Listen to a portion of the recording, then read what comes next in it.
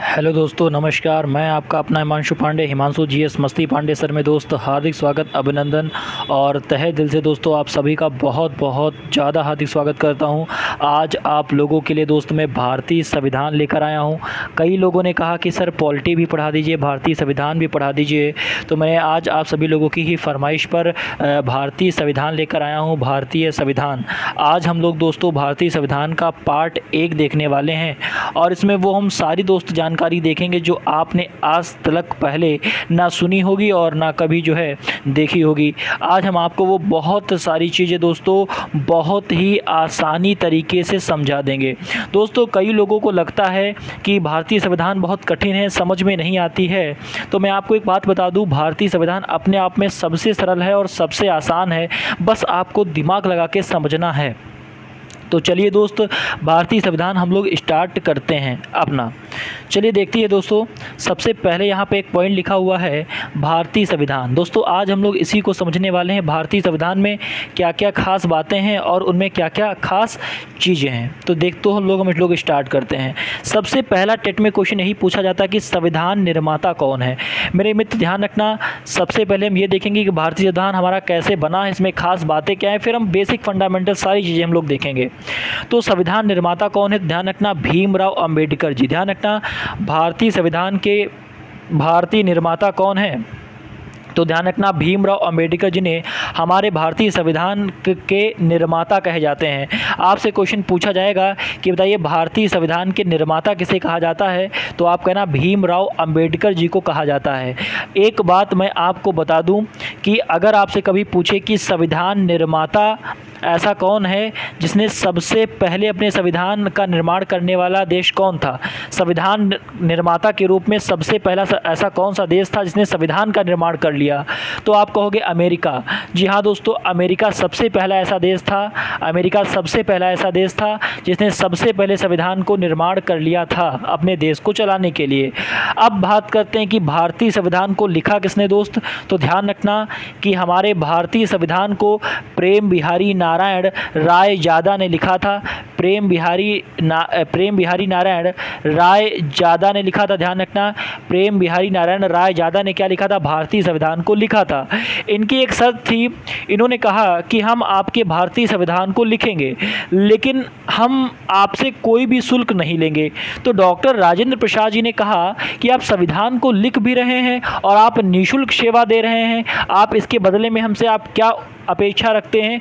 तो प्रेम बिहारी नारायण रायजादा ने कहा देखो हमें निःशुल्क सेवा करनी है, हमें आपसे 1 रुपया नहीं लेना है, लेकिन एक शर्त है और वह शर्त ये है कि मैं हर पेज पर अपना नाम लिखूंगा और सबसे अंतिम में मैं अपने गुरु जी का नाम लिखूंगा। डॉक्टर राजेंद्र प्रसाद जी ने कहा ठीक है, आप ऐसा कर सकते हैं। अब प्रेम बिहारी नारायण रायजादा को ही क्यों चुना गया, तो प्रेम बिहारी नारायण रायजादा को इसलिए चुना गया क्योंकि इनकी दोस्त राइटिंग बहुत अच्छी थी, इनकी हैंड राइटिंग बहुत अच्छी थी, इसीलिए इनको चुना गया था। इसके बाद दोस्तों कुल पेज कितने हैं, तो कुल पेज हैं 251। कितने दोस्त, कुल पेज हैं 251।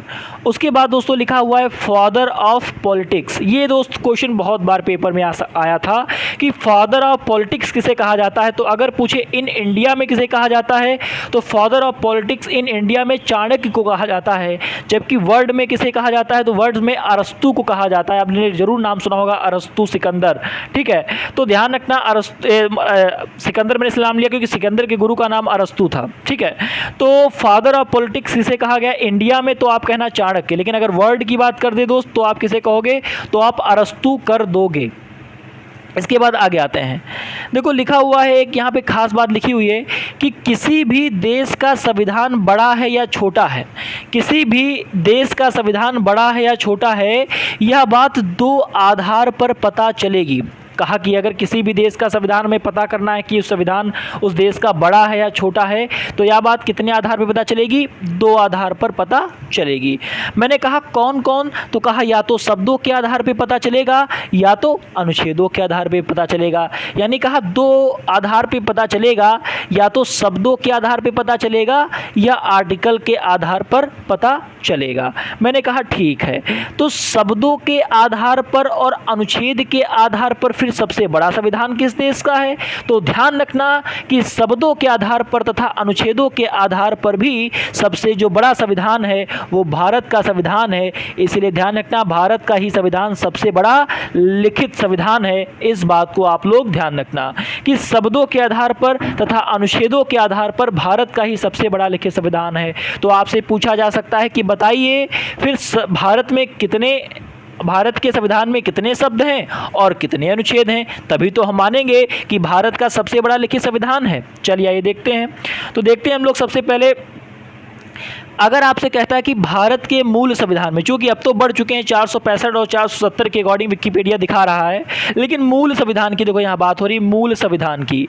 तो ध्यान रखना, भारतीय मूल संविधान में कुल अनुच्छेद हैं 395 और अगर शब्द की बात की जाएगी तो उसमें लगभग वर्ड हैं 1.5 लाख वर्ड।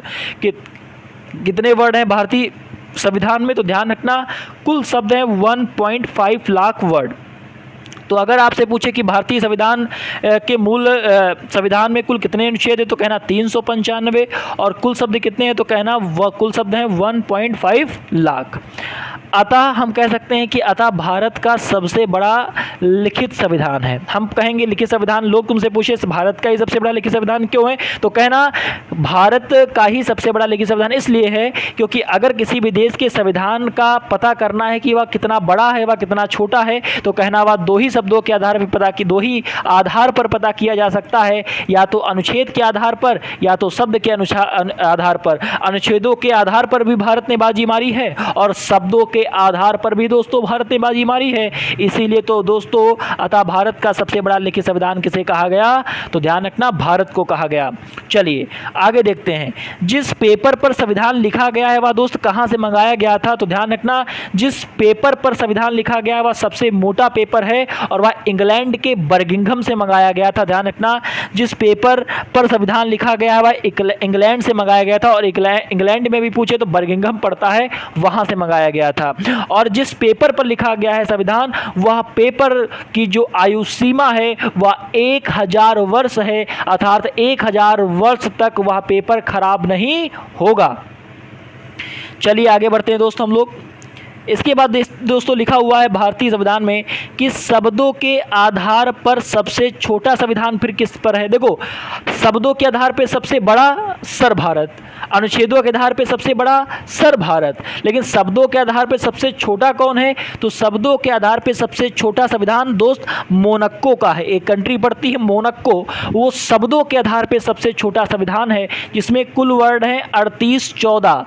अगर आपसे कोई बच्चा पूछ ले, कोई विद्यार्थी पूछ ले, कोई अध्यापक पूछ ले कि बताओ सबसे छोटा संविधान किस देश का है, लेकिन किस आधार पर, शब्दों के आधार पे, तो आप कह देना कि मोनाको है। लेकिन अगर पूछ ले कि अनुच्छेदों के आधार पर सबसे छोटा संविधान किस देश का है मेरे मित्र, तो आप उसे बेझिझक बता देना कि अमेरिका का संविधान अनुच्छेदों के आधार पर सबसे छोटा है। इसमें केवल और केवल कितने आर्टिकल हैं, इसमें केवल और केवल 7 आर्टिकल हैं, 7 अनुच्छेद हैं। लेकिन अगर शब्दों के आधार पर सबसे छोटा संविधान पूछेगा तो मोनाको कहना, जहां 3814 शब्द हैं, लेकिन अमेरिका का संविधान में केवल 7 अनुच्छेद हैं। जो अमेरिका का संविधान है वो अनुच्छेदों के आधार पर सबसे छोटा संविधान है। शायद आपको यहां पर बहुत सारी नई जानकारियां मिल पा रही होंगी। आइए अगला देखते हैं, सबसे नया संविधान किस देश का है मेरे मित्र, तो ध्यान रखना सबसे नया संविधान दोस्त नेपाल का है। सबसे नया संविधान किस देश का है, तो सबसे नया संविधान दोस्त नेपाल का है, जो 20 सितंबर 2015 को लागू किया गया। जी हाँ दोस्तों, जो 20 सितंबर 2015 को लागू किया गया, जिसमें कुल अनुच्छेद 296 हैं। जी हाँ दोस्तों, नेपाल के कॉन्स्टिट्यूशन में टोटल आर्टिकल कितने हैं, 296, और जिसमें अनुसूचियां कितनी है, तो ध्यान रखना यहाँ 7 लिखा है। अनुसूचियां जिसमें कितनी है, 7 हैं। कितनी है, 7 है। अनुसूचियां कितनी है, 7 हैं। आगे दोस्तों ध्यान रखना कि यह संविधान 7 बार बना है। देखो यहाँ पे नीचे लिखा हुआ है कि जो भारतीय जो नेपाली जो है कॉन्स्टिट्यूशन है, जो नेपाल का कॉन्स्टिट्यूशन है, वो जो है वो 7 बार बना है। सोच सकते हो कि इसमें कितनी गलतियां रहती होंगी इनके संविधान में। ये वही नेपाल है जो कहता था कि राम का जन्म हमारे देश में हुआ है। चलिए आगे देखते हैं। उसके बाद दोस्त देखिएगा अगला, संविधान बनने में कुल कितना समय लगा? तो ध्यान रखना, संविधान बनने में कुल लगा समय 2 वर्ष 11 माह और 18 दिन। संविधान को बनने में कुल लगा समय 2 वर्ष 11 माह 18 दिन, जिसमें कुल बैठकें हो गई 114। जी हाँ दोस्तों, इसमें कुल बैठकें हो गई 114 और इसको बनने में समय लगा 2 वर्ष 11 माह और 18 दिन का।